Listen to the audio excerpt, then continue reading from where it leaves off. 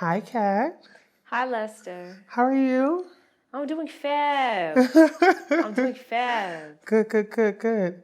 So today we're talking about love as it relates to the world, our identity, and so on. And 6 months ago, we spoke on Instagram Live and we had an in-depth conversation and we were in similar places. And 6 months ago, we both said that love was not a risk if it's real. 6 months ago, we were heartbroken. And we was full of shit. We take it all back. And it was Valentine's Day. It was Valentine's Day. We were bereft of love. We were deep in the pandemic. We didn't have, or we had just gotten out of a situation of some sort. Of poor situations. Of situations where we had lost ourselves for love. Yes. But now we work from love. Do we? Or we try. We try. Or we try to figure out what that means. So what does that mean for you right now? For right now, that means creating an army of lovers. Creating an army of lovers, of friends, of people who I pour into and they pour back into me. So it sounds like you're in a place to allow them to love you. Open. Yeah. All we can do is try to be open. What has changed for you in the past 6 months? In the past 6 months, I've recommitted to my self-love journey, to my healing journey. I've realized hot girls set boundaries. I'm on my Eartha Kitt. I refuse to compromise in love. I will make no compromises. Even with friends and family? Even with friends and family. Okay. No compromises. If it doesn't work for you, get to stepping. Period. Beautiful. What has changed for you in the last 6 months? Everything. I went through some deep health challenges and things of that nature, and I spent at least over a month in total in the hospital. And I moved to a new state by myself, and I lived alone, and I lived alone during the entire pandemic as well. So I'm constantly going through changes, but what changed the most is my willingness to fight for myself. It's stronger than it has ever been in my life, my strength to fight for myself. But this is also the weakest my body has been. So I'm pushing myself, but I'm also fighting for me to continue to love myself as my body changes, as time goes on, as I become even more bereft of love from lovers. I'm trying to give that to myself. What does self-love mean to you? Oof. Self-love is in and out, no pun intended. It's for me, it means the ability to give myself mercy, not judge myself so harshly, which I always do, and I still struggle with that, right? But it means to be kind with myself after, meaning I can make decisions that will not be the best for my well-being, and I don't have to want to kill myself because I've done it. I can be gracious with myself after. I mean, there's a period of time where we trip on something or we hit our hands or something and we do the ouch, right? That's the period. But after the ouch is over, I'm able to just relax, put some ice over it and go about my day. Yeah, That's what self-love. I want to fall in love with myself, face plant. Yeah. Fall in love with myself again, face plant, get back up. So, what does self-love mean to you? Self-love is a walk in the park. It's dinner alone. It's people watching, a good book, yoga, my meditation corner.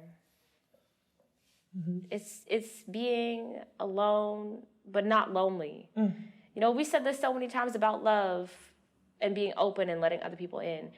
If I'm going to do that with someone, if I'm going to fully open myself up to love, you have to be better than my alone. You That's have hard, to be though. better than my alone. That's hard. Yeah, because I love myself so fully. I love my weirdness. I love my imperfections. I've gotten to a point where I love my natural self. Yeah. I don't aspire to any sort of beauty standards or mold or what you think I'm supposed to be as a Black feminine body in America. I don't aspire to none of that. To none of what the world thinks I should be. I feel like I'm everything in opposition to that. So in order to spend time with me, I have to want to be with you more than I want to be with myself. I have to let you be a part of my world. That's real love to me. It's when our worlds collide and you're a part of mine. Yeah, I hear everything you're saying, and I agree, but it's difficult for me because it's been so long, you know? And so if love comes through the door for me, and I'm just being honest, at first I tend to do this thing where I give them what I think they want, right? And then I end up looking foolish because I have altered myself thinking that's the person I needed to be in order for them to fall in love with me. And I still, all these conversations we've had for years, I'm still in that place of altering myself just for love. 6 months ago, I was there. I'll never go back there. And I say I'll never go back there because I won't compromise, one. And two, I mind the business that pays me. Yeah. I would love to say that, and I'm not being pessimistic here. But I said it before and I'll say it again. I hope not to go back there, but more so I hope to never be that lonely again, where I would have to accept that, take anything that comes through the door, that knocks at my door, you know. And 9 times out of 10, I'm also attracted to people that need to be fixed. I don't want a project. Child. I do not want to fall in love with a project.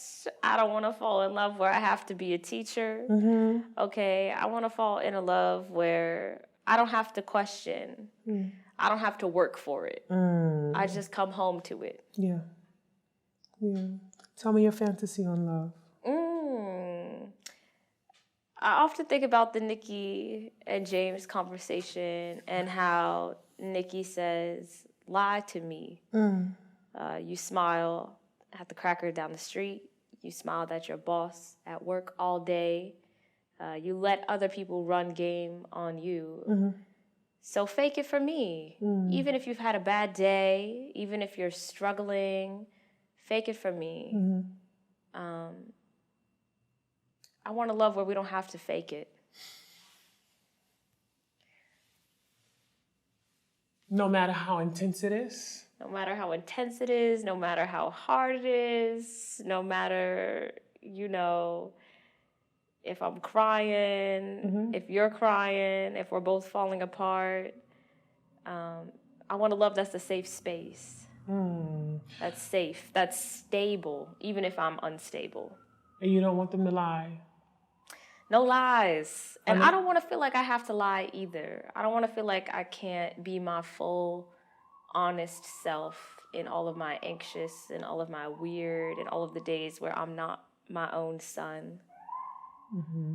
When I'm in a dark place. I want to be honest. I want to love where we don't have to fake it. In all my broken, in all my lonely, in my darkness, in my sadness. I want to love that's stable, even if I'm unstable.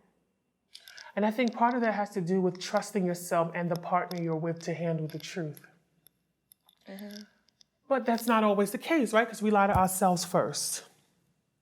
I have been in situations where I have faked it, and I'm sure you have. Oh, yeah. And how did it feel? Oh, I've been a thief, a liar, a fool. My biggest rule now when I'm dating someone, don't have me out here looking stupid. Okay. That is my biggest rule. Do not play me. Don't play with me. Don't play with my time. Don't play with my energy, because I'll give you the world. I'll show you my world. I'll let you in. Right. And that's my biggest rule now. Don't have me looking stupid. And I won't have you looking stupid, you know? Be real with yourself first. You can only meet me as far as you've met yourself. James Baldwin said, I can only tell you as much about you as I can face about myself. You know, and that honesty about it all. Because I now peg the question to you, if I can't lie to you, what happens when I don't know? And the answer is so important to you that it's a matter of our relationship surviving or ending. What happens then? You don't know if you love me. People don't even know if they love themselves. Then it ends. And is that okay? I want to love where it's okay to let go.